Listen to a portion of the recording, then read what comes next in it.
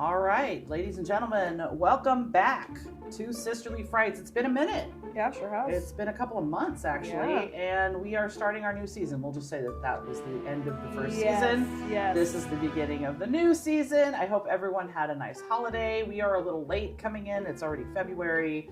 We're past, now I can't already believe that we're already doing Valentine's Day. Before you know it, it's going to be Easter. I know, right? Mm-hmm. So we are, like I said, I hope you guys had a great holiday. Mm-hmm. How was your holiday, Erinn? Very productive, very busy season. For those who don't know, we both work retail. I don't know if that's something that we've ever talked about before. So holiday doing retail, let me tell you, I still have not fully recovered emotionally, mentally, physically, spiritually, all of the lees. So yeah, I was very busy. We did a cute little Stranger Things Christmas here. Oh yeah? Yeah, that was a lot of fun. Also very emotional. Oh, yeah. I mean, we didn't really do, at the time, we didn't really do an episode on Stranger Things or anything, but we did on Christmas Day or Eve, I can't remember. I don't remember. Oh, Christmas Day. Christmas Day, yeah, that's right. We sat breakfast we had breakfast for dinner, and we watched the finale of Stranger Things. So that was pretty fun. We were crying our eyes out. Yeah. I think that was a noble finish to an amazing film. I know I'm an amazing series. I know a lot of people have a lot of feelings about the ending. I am pro. Right. I am pro. I'm neutral. Neutral. But what made up for it was the Boulay special. That was the good nightcap. Oh, the holiday special. Yes. So, of course, we got that gift from the Boulays, the holiday special, and thank you, Drac and Swan, for that piece of loveliness. I wish it was longer. With the Bora. Yeah.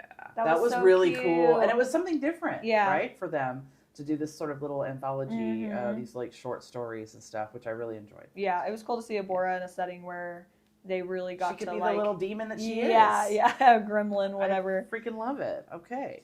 So today, what are we doing? We're talking about our very first horror movie that Erinn and I actually saw in the theaters for 2026, and that would be Primate. Yeah. So we're going to talk about Primate today, directed by pardon me, I don't have my glasses on. Uh-oh, slip them on. Johannes Roberts is his name. Mr. He is the Roberts. director. Yeah, he actually directed the film, but we have seen his work in other films as well, and I'll go over the list of some stuff that he did. He's definitely has his hand in a lot of horror. I would say a lot of. It's hard for me to. We don't want to call it B. That corporate horror thing that I'm not always a fan of. But he's got a very interesting resume. Yeah. So we're going to talk about him. He's actually from Cambridge, England. Oh, a Brit? He is a Brit, yes. The movie started Johnny Sequoia. She's also we've seen her in Dexter, Jessica Alexander. Not a lot to note that I know of, but she did make an appearance and played somebody in the live action of The Little Mermaid. Troy Kotsur, he has actually played the dad. What's interesting about him, he's actually really deaf. Oh. He's very much a deaf actor, and he played, obviously, a deaf person. In Primate. Yeah. Now, listen, everybody. We are going to talk about this movie in depth. There will be spoilers if you have not seen Primate. Now's the time to go ahead and just give us a pause, go watch it, and then come back and then listen to this. Yeah, because what if this is your favorite movie of the year and I ruin it by being the fun police? Yeah, we know. Yeah, you don't want me policing what could be your top 2026 movie yet. So go watch it and come back. And we know that she is really good for just destroying. Brutalizing films. Yes. Okay, so let's talk about it. So the director, my handwriting is so... Johannes Roberts. I hope that's his name. You want me to look it up just in case while mid? I just realized that my writing is really sloppy. But he's actually directed... he did direct a part of the VHS 99 anthology. He did the short Suicide Bid in the VHS 99 film. He also... His career started around 2001. He directed The Strangers Pray at Night, 47 Meters Down with Mandy Moore, and Resident Evil Welcome to Raccoon City. So I don't really know much. I know that there's a lot of people out there that are super fans of Resident Evil. I don't really know much about that franchise, but maybe we'll do a deep dive on that too. And I know Jules is a big fan, so maybe we can bring her in on that one. Yeah, She can comment on that one. I played some of the games when I was a kid, but I was never into the movies, so it'd be cool to sit down and watch them one day. Yeah, for sure. Yeah. So so let's just talk about some of the other things we've seen him do. The Mandalorian. Troy Kotzer, the guy that played the dad, he has some really interesting things in his resume too. The Mandalorian being one of them. He played a Tusken Raider, so we may not have seen his face, but obviously, if you're not familiar with Tusken Raiders, they're also known as Sand People. That would be me. Yeah, yeah. Erin's not a Star Wars person. Yeah. So yeah. Tusken Raider, and then he also was in Curb Your Enthusiasm, which I cannot believe I still have not watched. Yeah, you gotta watch that. I know. I am so behind. And I don't even like a lot of comedy stuff, and I've seen it. Yeah, it's something I'm behind on. All right, let's just get into it. Yeah. I think we've welcomed ourselves back. We'll have some things to talk about. This episode might not be as long. Yeah. I think we're gonna do some diving into this. I do have some fun little things to talk about Primate, but this is obviously to get our feet wet and get back into it. Let the whistle, if you will. Yeah. So let's just talk about your overall opinion. What did you think of Primate, Erinn? Boy, was it so fun. Which is my favorite genre of movie. Every time we watch a scary movie is just so much fun. I really, you know what? Let me not be a hater. It was fun. And okay, yes, am I in the fun police? Sure.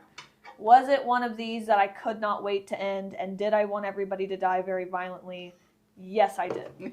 Was I rooting for the monkey almost the entire time? Of course I was. Yeah. So even though this is not something I would typically take time out of my day to watch, I did enjoy it. It's in the perfect sweet spot of time. Because me and Becky's partner, Micah, we both share the opinion about a movie over an hour and a half like this is just unwatchable. And this movie is exactly like an hour and 29 minutes or something. It's an hour and 29 minutes. On it's the dot. Official runtime That alone, of Primate. let me tell you, that alone gives it 2 extra stars in my book. It was short, it was sweet. They really did not wait to get to the monkey like being brutal. Because I hate when these kinds of movies, when it's so much like talking and kids having sex and like the build up to it. And all right, come on, we can do that in 30 seconds. They're fucking their kids. They suck. They're mean to their friends. Whatever. Okay, come on. Let's start killing some kids. And this movie wasted no time. Mm-hmm. So yeah, it was fun. Again, it's not a thought-provoking kind of film. It really is just watching a bunch of teenagers get ripped to shreds. Yeah. And it's great. Yeah. And they pretty much set the tone for that immediately, right? So like within the first 5 minutes of the film, mm-hmm. we pretty much get to know the entire cast, or at least the core of the cast. And we know immediately that we don't care. Yeah. Like boy, do we hate these people. And let me tell you, it's kind of a Kleenex box of victims, of like kills. You know what I mean? Like they just like throw more people at us, and they throw more people in, and they suck. And so as it's soon perfect. as there's more people, I'm like, yay, more bodies, more kills. Like I'm actually excited about it. So I want to share. I did some research about the director. He was very inspired by because I noticed that we have 47 meters down. We've got Primate. These are very animally centered horror movies. And what's interesting is that he was incredibly inspired by Cujo. Oh. Just as a filmmaker, not just for Primate, but for the film Cujo was very inspiring for him. So you'll see kind of a pattern with 47 meters down with Primate as well. And you can definitely see in this film some of that 1,000%. Inspiration from foaming Cujo. at the Now, I mouth. don't know about animals. you, but Cujo scared the living shit out of me as a kid. It really, really fucked my shit up. Yeah. I had a little brother at the time. My little brother was about the same age as the little boy in the movie at the time I watched it. Mm-hmm. We were kids, and boy, Dee Wallace was so remarkable. Yeah. And I'm gonna take this opportunity to exploit the fact that I have met Misty Wallace, and she is just a lovely, lovely lady. And looking at her signature right now. Yeah, she's on my autograph wall. She's actually one of my favorite celebrity encounters. We met her at Days of the Dead horror convention here in Las Vegas, and it was kind of a dream come true. I mean, to meet she's the quintessential mom from the 80s, right? I mean, she was like an E.T., Cujo. I mean, she really, even, was it the werewolf one? Wolfman. Yeah, not Wolfen. It was The Howling. I'm sorry. Oh, The Howling. Yeah, she was in The Howling, and she played the cutest werewolf you've ever seen on TV. She's cute as a button. How do I not remember this? I know I've seen that movie, but I don't remember. We're gonna have to do a deep dive on some of these 80s horror movies. Yeah, and for we're gonna have to bring my old ladies in. The old ladies are gonna have to we're gonna have to educate the youth. We're gonna have to own the youth a little bit here. But so she was the star of The Howling. But Dee Wallace, obviously, the star of Cujo, an incredible performance, and she is such a lovely woman, and she gave me the best mom hug. Yeah. It literally brought tears to my eyes. And so it was amazing. So he was very much inspired by Cujo, Stephen King. I think that movie Cujo has messed you up in ways in your life that you still don't even remember, because you think after one scene that Winnie's gonna bite your face off from another movie. I know, from a whole other movie. That's from but I think that evil lurks. Yeah, I know. Yeah. But that instinct fear that Cujo has put into the back of your mind, now every time you think but that movie, what was it, Where Evil or When Evil something like lurks, that, whatever? Yeah. At that movie with the dog scene where he like tears that little girl's face just out of nowhere. And it has stuck with you since, but I think that's me. Underlying trauma from Cujo. It might be. Yeah. It might be underlying trauma. What Gen Xer doesn't have underlying trauma from Cujo? We all do. Okay, so the fact that we were rooting for these kids to be killed, that we were that it was this ride, if you will. And I agree with you. I think that Primate was incredibly fun. Yeah. Is this movie good? And I'm doing air quotes right now. I don't know. If that's what you're watching it for, yes. Yes, exactly. If you just want a good, fast-paced, gory, brutal kills, like on the edge of your seat. If you like monkeys, I guess. I mean, I would say that this film is very good at holding tension. Yes. We were on the edge of our seats the entire time we watched this film. Yeah. And and I will tell you that it's by design. I'm sure. He actually made this movie to have that sort of 1980s, like almost instant gratification horror that we got from that era. This movie was directly inspired by that whole genre. I think that's why it's watchable. Yeah. So let's talk a little bit about like production of the film itself. It's very obviously a man in a suit. Yeah.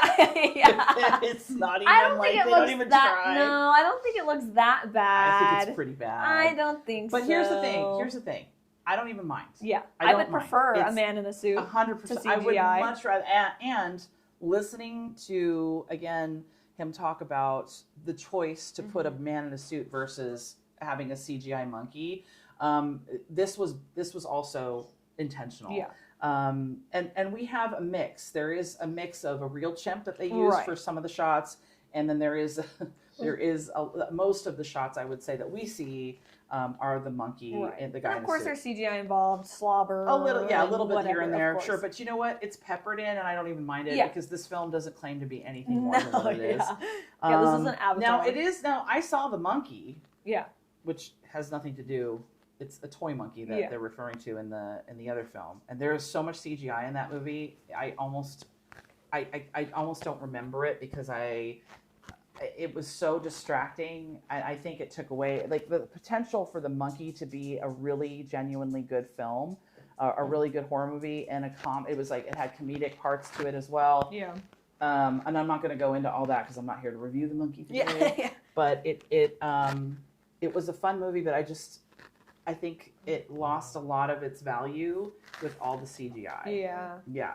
So, unfortunately, it just didn't work for me. But the Primate actually did. Now, I don't know about you, but chimps and monkeys scare the shit out of me. Like, 1,000%. I love animals and stuff, but I think that monkeys are terrifying. Yeah. And we also know, chimpanzees are especially, or can be especially aggressive and scary. Yeah. Especially, I mean, any kind of animal with opposable thumbs. Well, maybe not raccoons, but do they have thumbs? They've got opposable thumbs. Yeah, but they're not they're not ripping your limbs off of your body kind of big.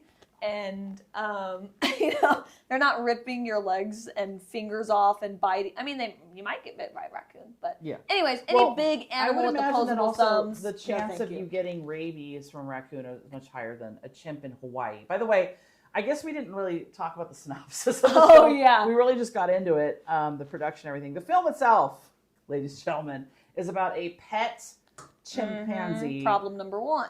That belongs to a very wealthy family, which is why I could give two shits if they get murdered by their chimpanzee. They live in this big, beautiful house. It's like a big mansion. And it's like on the side of a cliff in Hawaii. And Hawaii has no rabies. Right? That's what they say. So scientifically, biologically speaking, there is no such thing as rabies in Hawaii. So that is kind of, I don't remember. Do they explain that? They don't explain the no rabies thing. They just go, and there's no rabies in Hawaii, which is why he wasn't worried about what is like a mongoose got into this animal's cage. The chimp was bitten by a rabies-infected mongoose. Yeah. But the guy was like, "There's no rabies." Or squirrel or whatever. Some kind of other Hawaii animal I've never heard of before. She said Hawaii animal. Sorry, guys, I'm a desert person. I don't know anything about tropical animals. But so yeah, there was no. They're like, but there's no rabies in Hawaii, which like that can't be true. I mean, maybe it is. I don't know. No, it actually is true. Is it? How is that possible? Well, so here's our first fake scenario. It's an island. Oh. I would imagine that has a lot to do with it. You're asking the wrong person. I don't know. There apparently is no rabies in Hawaii. Not only do I not know anything about Hawaii, I also don't know anything about rabies.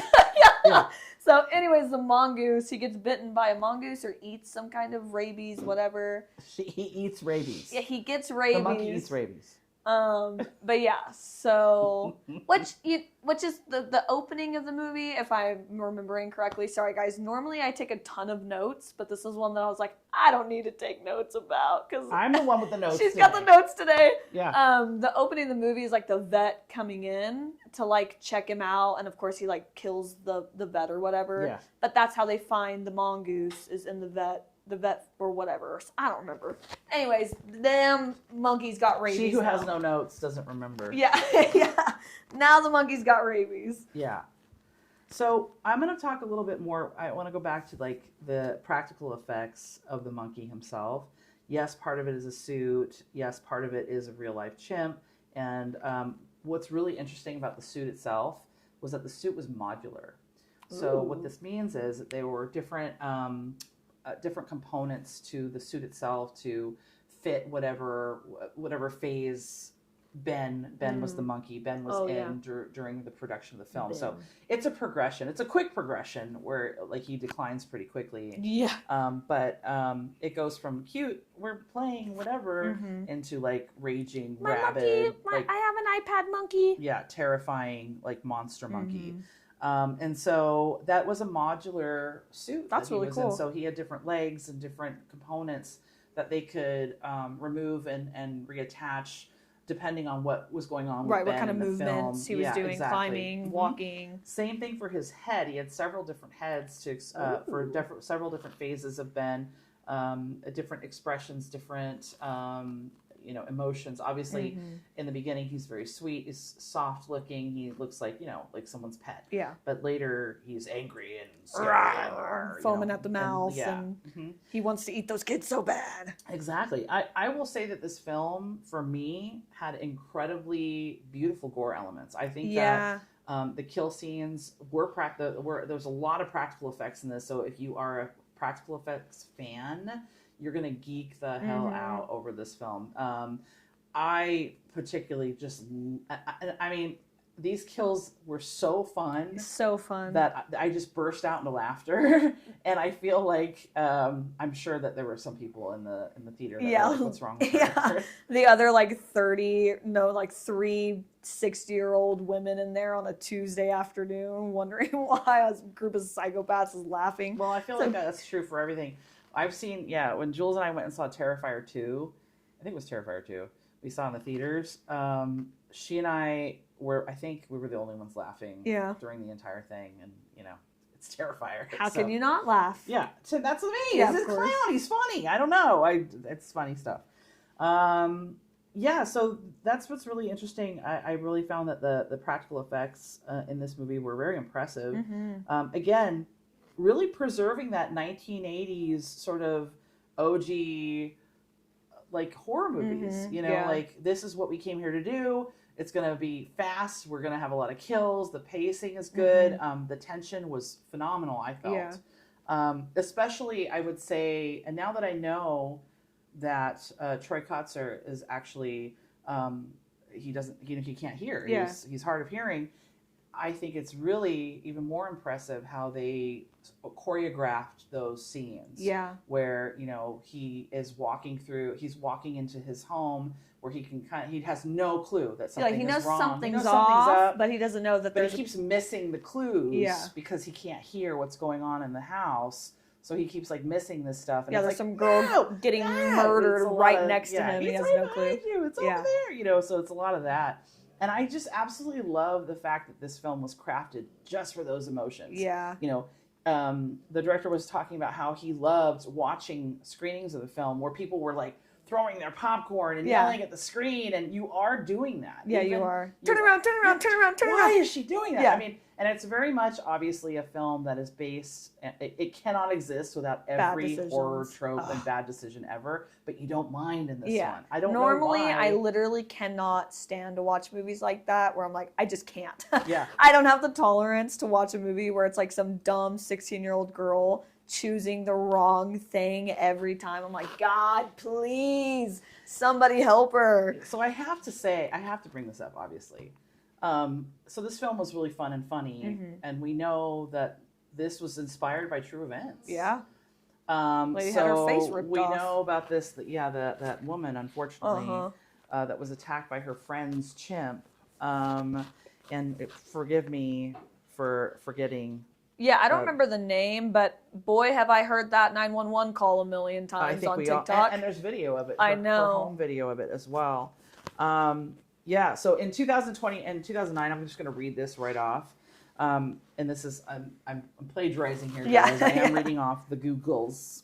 In 2009, a pet chimpanzee named Travis attacked Charla Nash, a friend of his owner Sandra Harold, at Harold's home in Stamford, Connecticut. The attack left Nash critically injured, blind, and without her nose, lips, and eyelids. Oh, and hands. Yeah. Police shot and killed Travis after he attacked an officer. So here's another thing. I just, you know, there's this I think a very common sense question here. Why are we trying to domesticate these like wild, exotic animals? Yeah. It goes back to like in the 70s and 80s where people owned big cats. Yeah.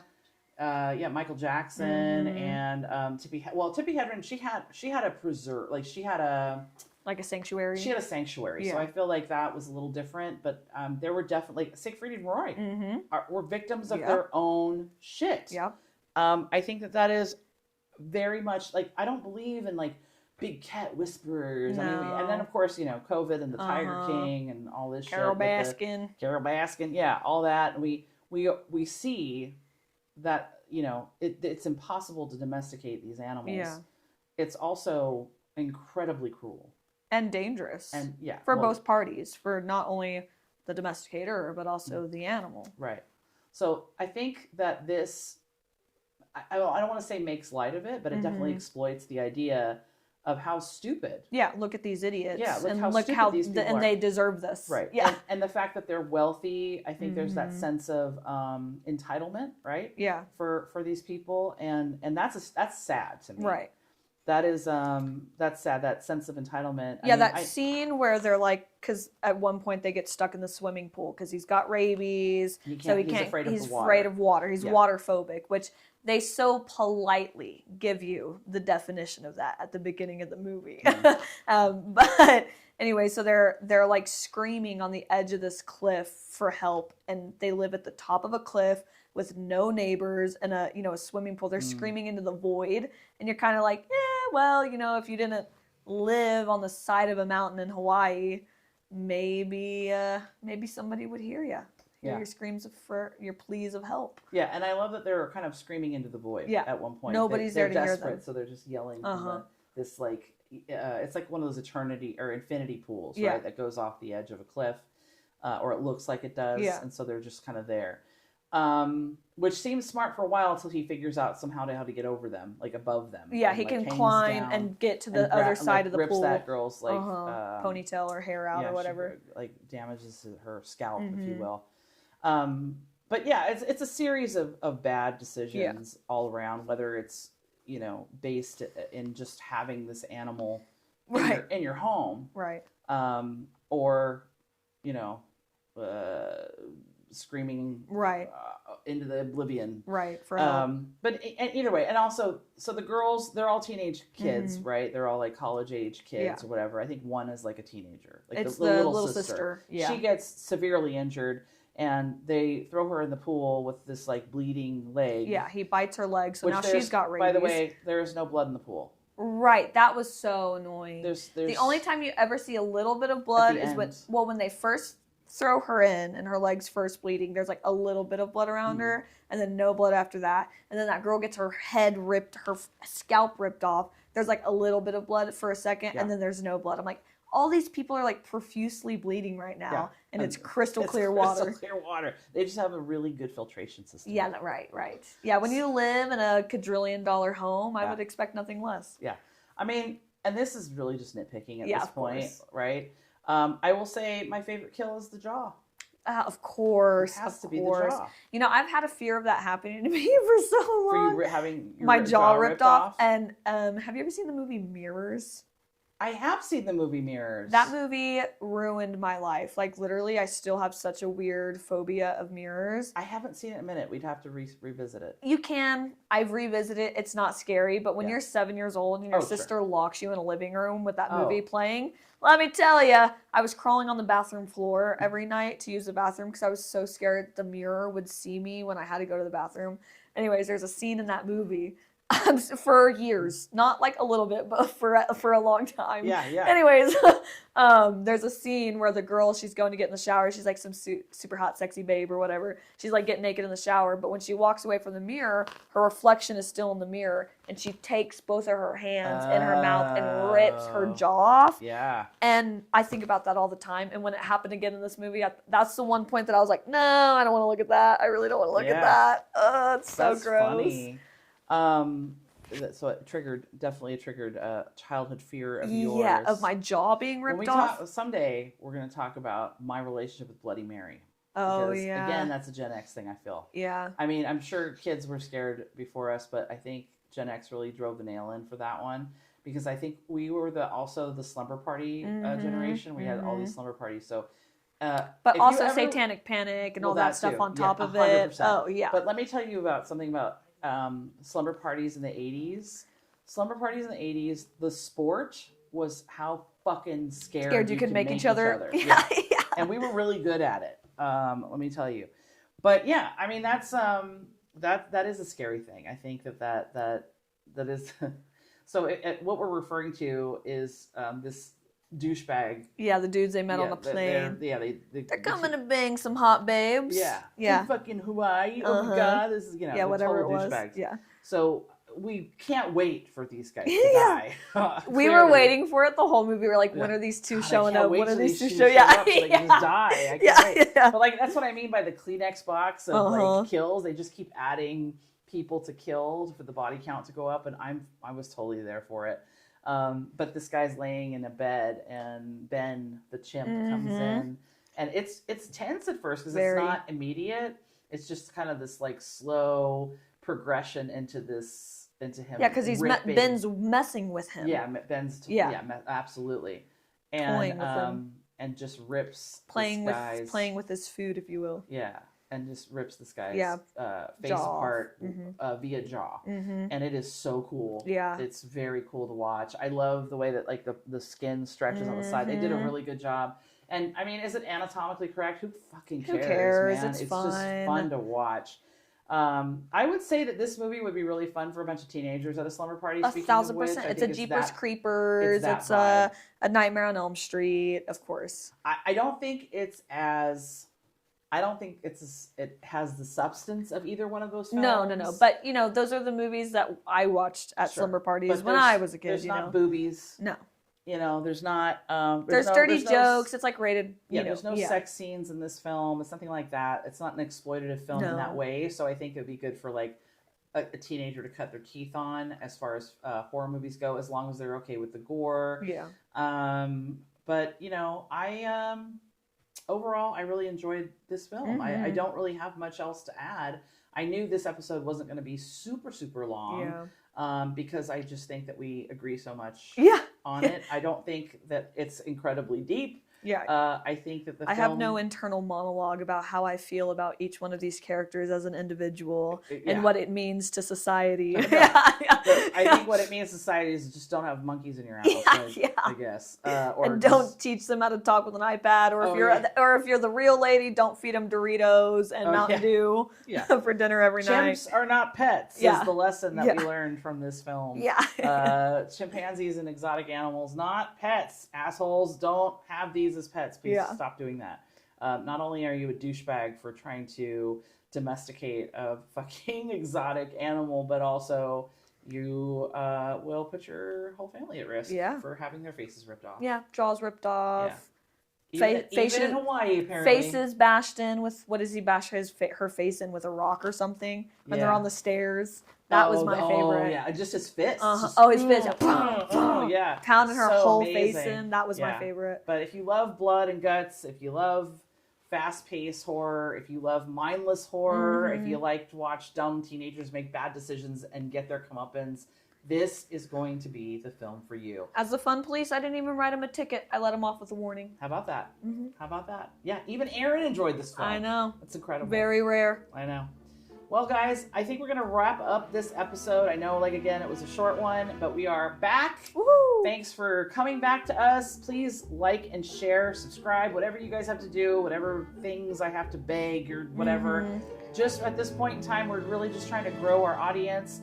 If you're following us on TikTok, we're Sisterly Frights there. We're Sisterly Frights on Instagram. And hey, we're going to be on YouTube now. We are. Yeah, so we are on Spotify right now, but I just hold on to your hats because by the end of this week, we'll have all of our episodes uploaded to on the tubes. YouTube. With that, ladies and gentlemen, my very, very frightening, scary, spooky friends, we'd like to say good night to you and have a wonderful rest of your week. Goodbye. Welcome to 2026.